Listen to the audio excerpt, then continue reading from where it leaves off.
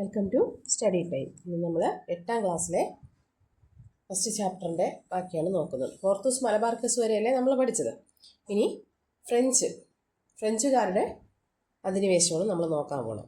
The French after the Dutch, the British and then the French came to India for trade. ഡച്ചുകാർക്ക് ശേഷം ആദ്യം വന്നതാരാണ്? പോർച്ചുഗീസുകാരാണ്. അത് മറന്നു പോകല്ല. ആദ്യം പോർച്ചുഗീസുകാർ, പിന്നെ ഡച്ചുകാർ, പിന്നെ ബ്രിട്ടീഷുകാർ, ലാസ്റ്റിൽ വന്ന ആൾക്കാരാണ് ഫ്രഞ്ചുകാർ. അപ്പോൾ ഡച്ചുകാർക്കും ബ്രിട്ടീഷുകാർക്കും ശേഷം വന്നവരാണ് ഫ്രഞ്ചുകാർ. ട്രേഡിനായിട്ട് ഇന്ത്യയിൽ വന്ന കടൽമാർഗം വന്ന വിദേശികളാണ്. ഏറ്റവും അവസാനം വന്ന ഏറ്റവും അവസാനം ഇന്ത്യയിൽ നിന്ന് പോയതും അവരായിരുന്നു. The wars fought between the British and the French for dominance in South India are known as the Carnatic Wars. South ഇന്ത്യയിൽ, തെക്കേ ഇന്ത്യയിൽ ഡോമിനൻസിന് വേണ്ടി, അധികാരത്തിന് വേണ്ടി അല്ലെങ്കിൽ ആധിപത്യത്തിന് വേണ്ടി ബ്രിട്ടീഷുകാരും ഫ്രഞ്ചുകാരും തമ്മിൽ നടത്തിയ യുദ്ധങ്ങളെ അറിയപ്പെടുന്നതാണ് കർണാട്ടിക് യുദ്ധങ്ങൾ അല്ലെങ്കിൽ കർണാട്ടിക് വാർസ് എന്നറിയപ്പെടുന്നു. അപ്പോൾ what is Carnatic wars? The wars fought between the British and the French for dominance in South India are known as the Carnatic wars. അപ്പോൾ കർണാട്ടിക് വാർ ആരൊക്കെ തമ്മിലാണ് നടന്നത്? സ്റ്റേറ്റ്മെൻറ്റ് ബേസ് ക്വസ്റ്റ്യൻ ചോദിക്കാൻ നല്ലൊരു ഓപ്ഷനാണ്. കർണാട്ടിക് വാർ നടന്നത് ആരൊക്കെ തമ്മിലായിരുന്നു? ബ്രിട്ടീഷുകാരും ഫ്രഞ്ചുകാരും തമ്മിലായിരുന്നു നടന്നത്. എന്തിനു വേണ്ടിയാണ്? സൗത്ത് ഇന്ത്യയുടെ ഡോമിനൻസിന് വേണ്ടി. അല്ലെങ്കിൽ സ്റ്റേറ്റ്മെൻറ്റ് ബേസിൽ ചോദിച്ചിട്ടും ഇത് ശരിയായ സ്റ്റേറ്റ്മെൻറ്റ് ഏത്, ആരൊക്കെ തമ്മിലാണ്, അങ്ങനെയൊക്കെ ചോദിക്കുക. ആരൊക്കെ തമ്മിലാണ് യുദ്ധം നടന്നത്? എന്തുകൊണ്ടാണ് ബ്രിട്ടീഷുകാരും ഇവരും തമ്മിൽ യുദ്ധം നടന്നത്? ഫ്രഞ്ചുകാർ ഇന്ത്യയിൽ വന്നപ്പോൾ അവിടെ ആരായിരുന്നു?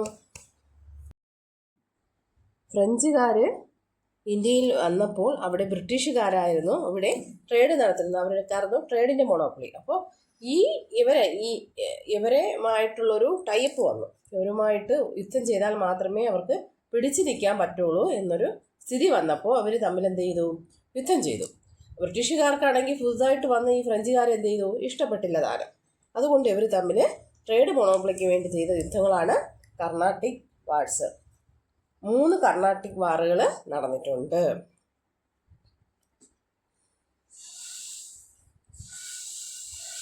ഇത് കർണാട്ടിക് റീജിയൻ കർണാട്ടിക് പ്രദേശത്ത് വെച്ച് നടന്നതിലാണ്. അതായത് തമിഴ്നാട്ടിലുള്ളൊരു പ്രദേശമാണ്, പണ്ടത്തെ തമിഴ്നാട്ടിലുള്ളൊരു പ്രദേശമാണ് കർണാട്ടിക് എന്ന് പറയുന്ന പ്രദേശം. തമിഴ്നാടിൻ്റെയും സദേൺ ആന്ധ്രാപ്രദേശിൻ്റെയും കോസ്റ്റൽ പ്രദേശമാണ് ഈ കർണാട്ടിക് എന്ന് പറയുന്ന സ്ഥലം. അവിടെ പഠിച്ച് നടന്ന യുദ്ധങ്ങളായതുകൊണ്ടാണ് ഇതിനെ കർണാട്ടിക് വാർ എന്ന് അറിയപ്പെടുന്നത്. അപ്പോൾ ഈ യുദ്ധത്തിൽ സ്വാഭാവികമായും ആര് ജയിക്കും? ബ്രിട്ടീഷുകാർ ജയിച്ചു. The British won in this decisive war. As a result French dominance was reduced to Pondicherry. Pondicherry എന്ന് പറയുന്നത് പുതുച്ചേരിയാണ്. യാനം, കാരക്കൽ ആൻഡ് മാഹി. ഈ യുദ്ധത്തിൽ ബ്രിട്ടീഷുകാർ ജയിക്കുകയും ഫ്രഞ്ചുകാരുടെ ആധിപത്യം പോണ്ടിച്ചേരി, യാനം, കാരക്കൽ, മാഹി എന്നീ സ്ഥലങ്ങളിൽ മാത്രമായിട്ട് ചുരുങ്ങുകയും ചെയ്തു. നിങ്ങളുടെ ടെക്സ്റ്റ് ബുക്കിലെ മാപ്പിൽ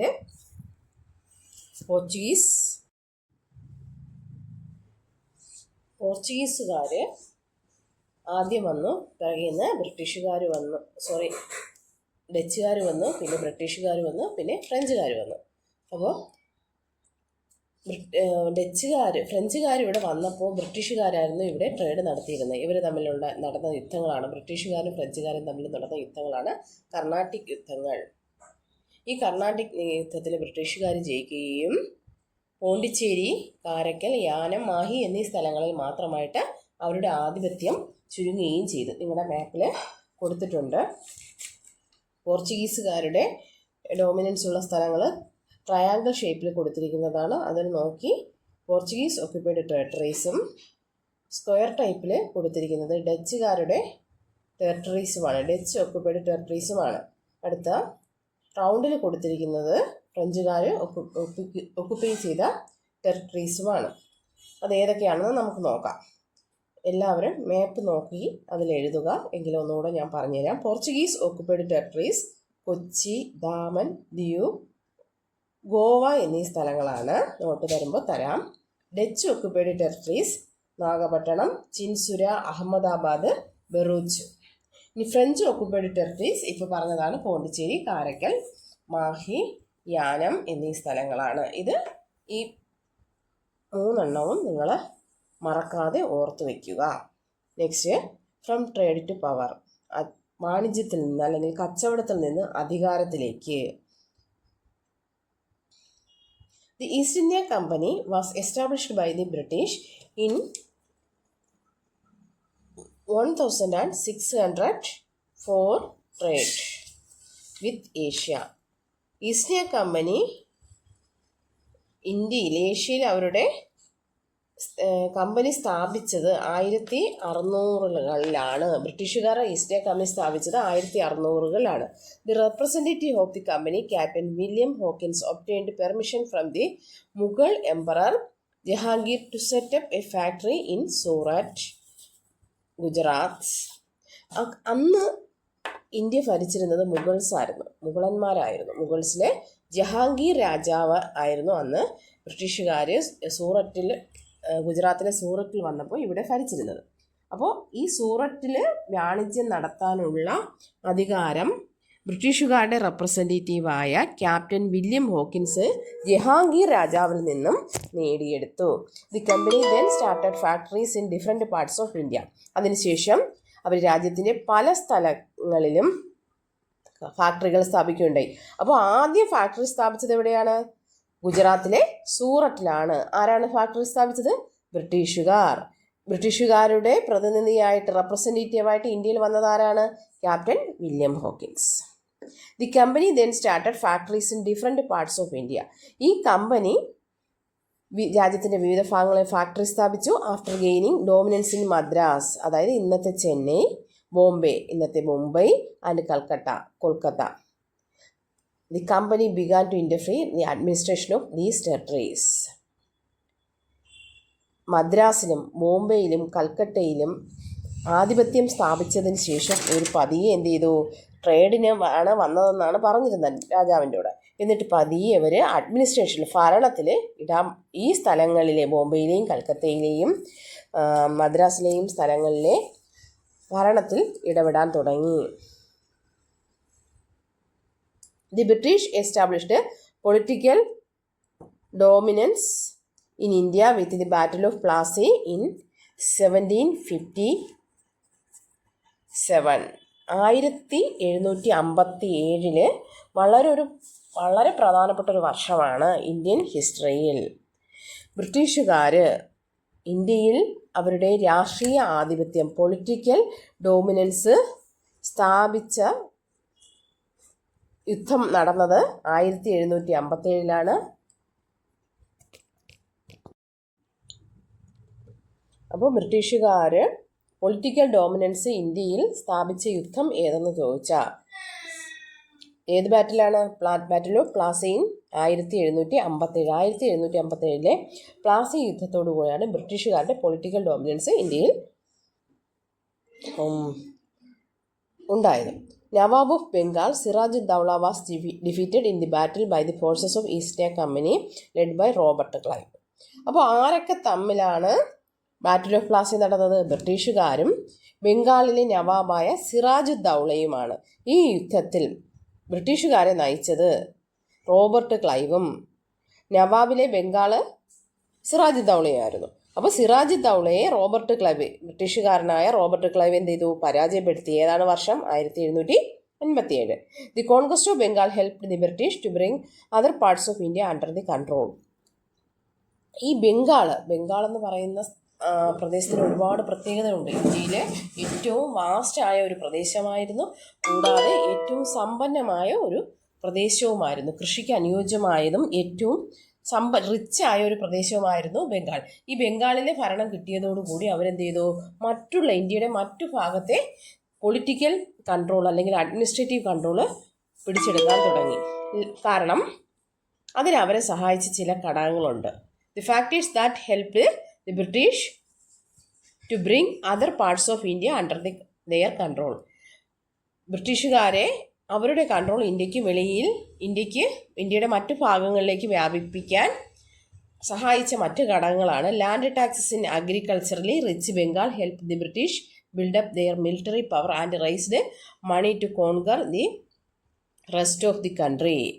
അപ്പോൾ അതാണ് കാര്യം അല്ലേ. എന്താ, ലാൻഡ് ടാക്സ് അഗ്രികൾച്ചറലി കാർഷികപരമായി റിച്ചായിരുന്ന ബംഗാളിലെ ലാൻഡ് ടാക്സ് ഭൂനികുതി ബ്രിട്ടീഷുകാർക്ക് എന്ത് ചെയ്തു. അപ്പോൾ ബ്രിട്ടീഷുകാർ ബംഗാളിൽ പിടിച്ചെടുത്തു. അപ്പോൾ അവിടെ ഭൂനികുതി അഗ്രികൾച്ചറിൽ നിന്നുള്ള നികുതികളെല്ലാം പിരിക്കാനുള്ള അവകാശം ആർക്കാണ്? ബ്രിട്ടീഷുകാർക്കാണ്. അതുമാണ് അവരെന്ത് ചെയ്തു, ഇതിൽ നിന്നുള്ള നികുതി ഉപയോഗിച്ച് അവരുടെ മിലിറ്ററി പവർ എന്ത് ചെയ്തു, നല്ല സ്ട്രോങ് ആക്കി. And raise money to conquer the rest of the country. ഈ പൈസ ഉപയോഗിച്ച് അവരെ മിലിറ്ററി നല്ല സ്ട്രോങ് ആക്കുകയും ഇന്ത്യയുടെ മറ്റു ഭാഗങ്ങളിലെ അധികാരം പിടിച്ചെടുക്കാൻ തുടങ്ങുകയും ചെയ്തു. With the battle of Buxar, അടുത്ത യുദ്ധം. ബാറ്റിൽ ഓഫ് പ്ലാസി ഇന്ത്യയിൽ ബ്രിട്ടീഷുകാരുടെ പൊളിറ്റിക്കൽ ഡോമിനൻസിന് തുടക്കം കുറിച്ചു. എന്നാൽ ആ ഡോമിനൻസ് ഏറ്റവും കൂടുതൽ സ്ട്രോങ് ആയത് അല്ലെങ്കിൽ അത് ഉറപ്പിച്ചത് ബാറ്റിൽ ഓഫ് ബക്സാർ നിമിത്തമാണ്. 1764 ബാറ്റിൽ ഓഫ് ബക്സാർ നിമിത്തമാണ് ഇന്ത്യയിലെ ബ്രിട്ടീഷുകാരുടെ പൊളിറ്റിക്കൽ ഡോമിനൻസ് കൂടുതൽ ശക്തമായത്. The company acquired the right to collect tax in the provinces of Bihar, Bengal and Orissa. 1764 Buxar യുദ്ധത്തോടുകൂടി കമ്പനിക്ക് ഒറീസ, ബംഗാൾ, ബീഹാർ എന്നീ സ്ഥലങ്ങളിലെ ടാക്സ് കളക്ട് ചെയ്യാനുള്ള അധികാരം കിട്ടി. ചോദിക്കും, ബംഗാൾ, ബീഹാർ, ഒറീസ എന്നിവിടങ്ങളിലെ ടാക്സ് കളക്ട് ചെയ്യാൻ ബ്രിട്ടീഷുകാർക്ക് റൈറ്റ് കിട്ടിയ ഇത് ഏത് യുദ്ധം മൂലമാണ്? ബക്സാർ യുദ്ധം മൂലമാണ്. With that the East India company's administrative presence in India became stronger. ഇതോടുകൂടി ബ്രിട്ടീഷുകാരുടെ അഡ്മിനിസ്ട്രേറ്റീവ് പ്രസൻസ് ഒരുപാട് സ്ട്രോങ്ങറായി. The British defeated the combined forces of Mughal ruler Shah Alam second, the nawab of Awadh Sirajuddaulah and the nawab of Bengal Mir Kasim in this battle. The ബ്രിട്ടീഷുകാർ battle of ബക്സാറിൽ പരാജയപ്പെടുത്തിയത് 3 പേരുടെ combined force തന്നെയാണ്. ആരൊക്കെയായിരുന്നു അവർ? അന്നത്തെ Mughal ruler ആയിരുന്ന ഷാ ആലം സെക്കൻഡ് പൊതുവെ വീക്കായിരുന്നു. ഔറംഗസീബിന് ശേഷമുള്ള മുഗൾ റൂളേഴ്സ് എല്ലാം വളരെ വീക്കായിരുന്നു. അപ്പോൾ ഷാ ആലം സെക്കൻഡ് എന്ന് പറയുന്ന മുഗൾ റൂളറുടെയും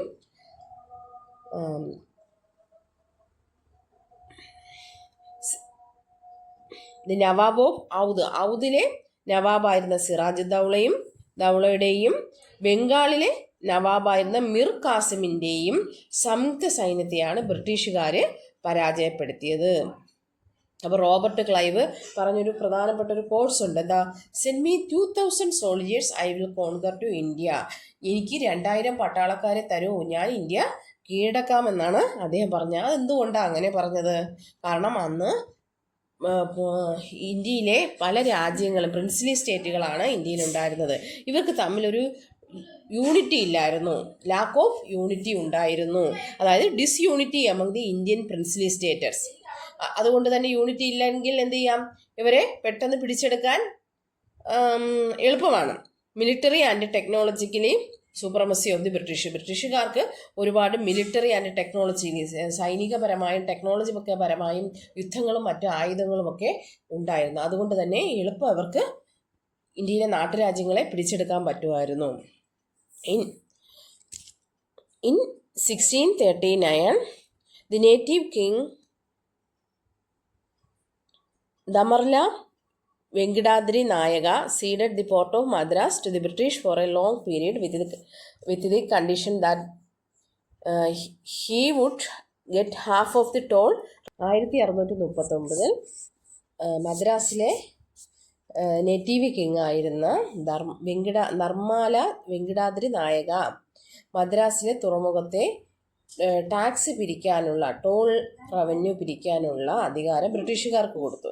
പകരം ഒരു ഉടമ്പടി വെച്ചു, നിങ്ങൾ പിരിക്കുക, അതിൻ്റെ പകുതി എന്ത് ചെയ്യുക, എനിക്ക് തരിക എന്നുള്ള ഉടമ്പടിയിന്മേൽ എന്ത് ചെയ്തു? ബ്രിട്ടീഷുകാർക്ക് മദ്രാസിലെ തുറമുഖത്തിൻ്റെ ടോൾ പിരിക്കാനുള്ള അധികാരം കൊടുത്തു. ഇത് ബ്രിട്ടീഷുകാരെ ഒരുപാട് സഹായിച്ചു. കാരണം ഒരു തുറമുഖത്തിൻ്റെ അധികാരം കിട്ടുക എന്ന് പറഞ്ഞാൽ അവർക്ക് അവരുടെ സൈനിക നീക്കങ്ങൾക്കൊക്കെ വാണിജ്യപരമായിട്ടും വളരെയധികം സഹായകമാരായി.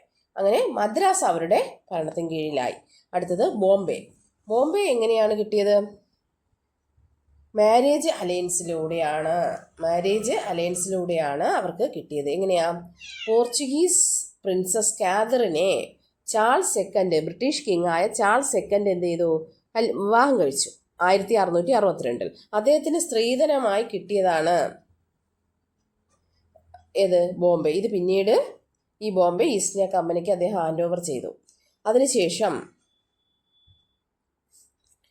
ഫോർട്ട് വില്യം, ബ്രിട്ടീഷുകാർ 1698 ഫോർട്ട് വില്യം സ്ഥാപിച്ചു. സുത്നാഗരി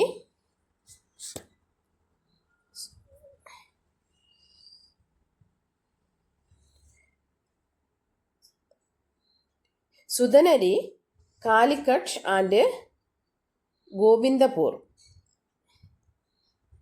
എന്നീ 3 വില്ലേജുകൾക്ക് ചുറ്റുമായിട്ട് അവർ പണിത കോട്ടയാണ് വില്യം കോട്ട. പിന്നീട് ഈ ടൗൺ അറിയപ്പെട്ടത് കൽക്കട്ട എന്നാണ്. അതായത് 3 വില്ലേജുകൾ,